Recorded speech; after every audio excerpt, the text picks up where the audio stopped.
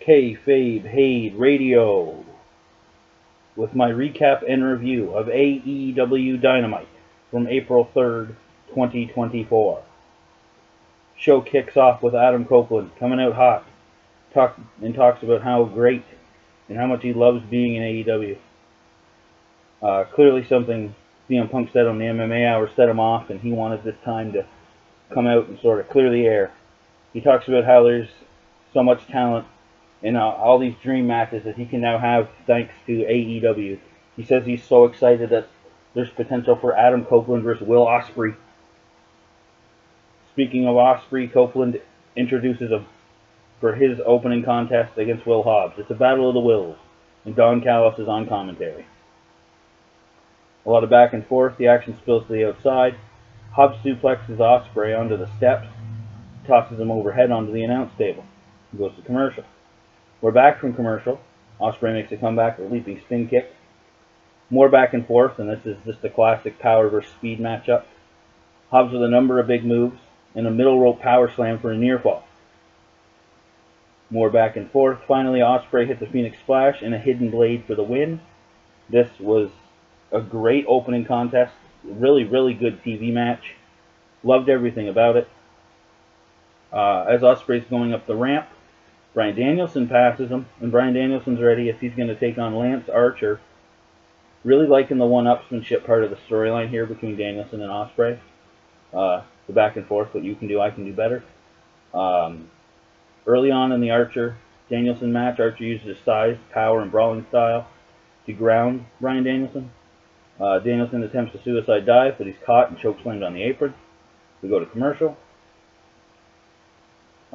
Back from break, Bryan tries to fight back with leg kicks and chops, but Archer halts that rather quickly.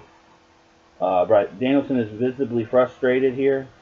Bryan again gets in 2 or 3 moves, and he stops with a chokeslam. Near fall for Archer. More back and forth. Finally, Bryan gets 3 head kicks and a running knee for the win.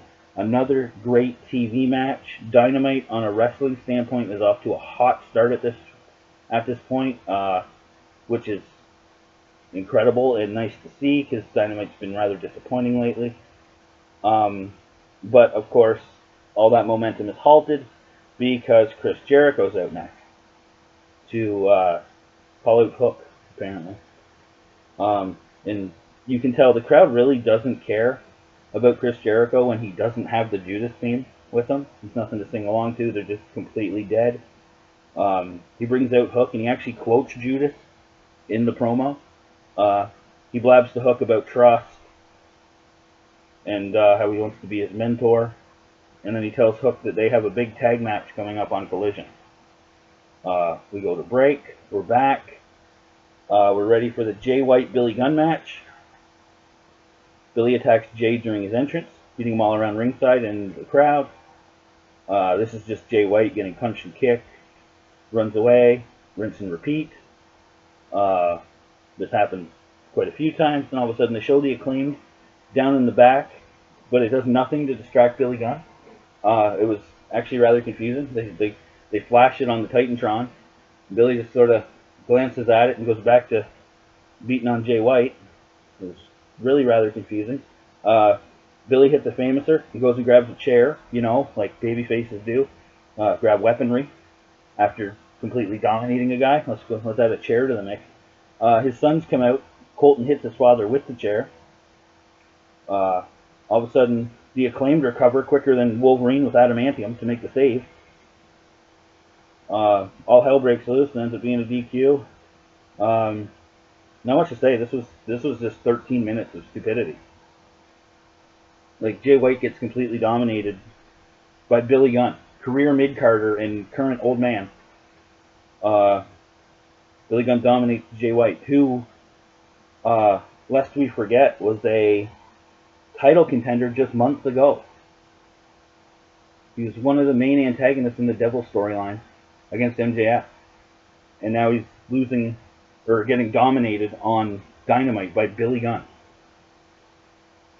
Anyway, that's the end of that segment. Yeah. There's a Willow Nightingale promo on the ramp I didn't really pay attention to.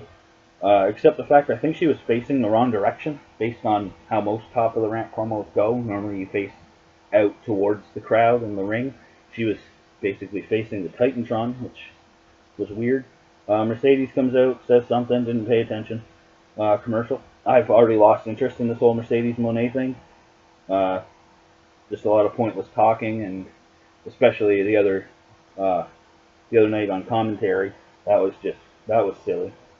She added nothing to the match. She just said yes, I agree a bunch of times, and that was it. Um, Up next is the semifinal of the World Tag Title Tournament. It's the Best Friends, Orange Cassidy and Trent Beretta versus the Young Bucks. This is just nothing we haven't seen the first 50 times these guys have wrestled. Finish comes when Trent gets catapulted into an exposed turnbuckle, gets rolled up. That's really the finish is the only thing worth noting in that match, because same old from these guys. Post match, the Best Friends go to do their big hug spot, but Trent hits a running knee on Orange Cassidy instead. Trent goes heel. I don't really know where this is going to go. I don't really see Trent as a singles competitor, so it was kind of weird. But yeah, that's what happened. Up next, Mariah May and Thunder Rosa. Toni Storm's on commentary, and she does great character work every time she's on commentary. It's very impressive. Mariah May is dressed like Toni Storm before the old school Hollywood look, and she's also doing Toni's offense. Good back and forth match. Thunder Rosa wins. She visits the desk and stares down Toni. I like the whole half and half in color and half in black and white camera work they do. It's really cool. Toni on commentary shows what you should do to further yourself as a character and your storyline. This is complete polar opposites of what, as previously mentioned, Mercedes did when she was on commentary. It was terrible. That is technically the main event as it comes to the wrestling portion of the show, because the show closes now with the Samoa Joe Swerve Strickland contract signing for their world title match at Dynasty on the 21st. Joe warns Swerve that this is a huge mistake, and he's gonna rough him up worse than staying too late after a Diddy party. So already we got Diddy jokes here. Yeah. Swerve attempts to choke Joe with his chain. Joe headbutts him and busts him open with the chain. Joe signs and walks away as he's going up the ramp. Swerve grabs the microphone, starts laughing like a psycho. Dips the pen in his bloody forehead.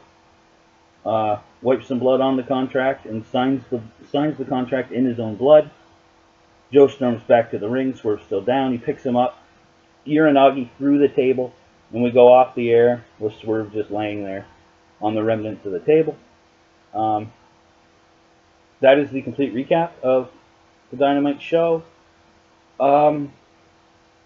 Yeah, it started hot, like I previously mentioned. Both matches to start, the Ospreay Hobbs and Danielson Archer matches were incredible, and then the show basically just went downhill after that. The Billy Gunn Jay White thing was just a giant waste of time. The Swerve Joe contract signing sort of brought the show back at the end, but that large chunk in the middle was just not really worth it for me.